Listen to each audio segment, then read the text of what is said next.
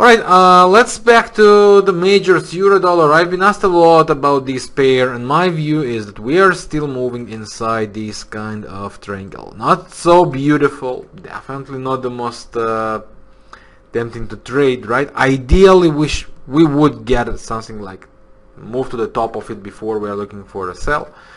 If I'm reading this correctly, we are now in 1, 2, 3, 4. We should from here or higher to see another move, another push to the downside.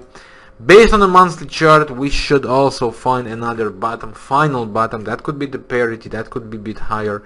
We have a trend line right there waiting for us, so it could be also below the parity.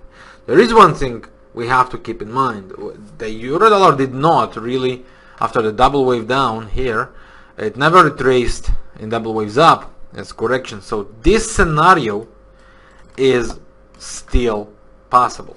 Back to 118, I don't know, 120 or so before we are dropping hard, because we still remember that Eurozone is probably the most problematic zone right now.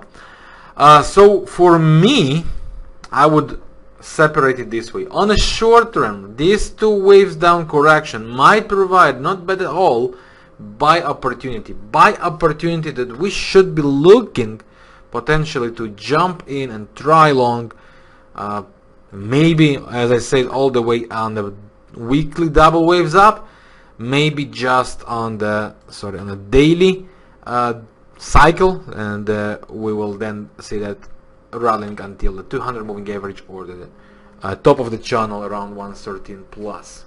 The scenario for sellers, I would be looking, well, not on this stage. Ideally, again, it will be from the tops, but if this double wave correction will turn into some kind of a range instead, then I'll be looking for potential breakdown. So if it makes something like that, I don't know, or anything that reminds this kind of movement, then a breakdown would provide a possible sell opportunity. I wouldn't try anything before.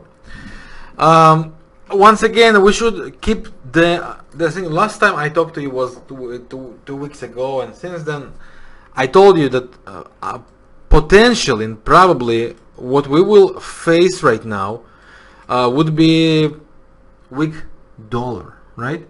With all last event, very hard to believe the Fed will find any reason to increase the rate, even though they kind of talk about it, right? But well, that's pretty much all, and that's what we should be looking to trade. Now about the pound dollar, this is the strongest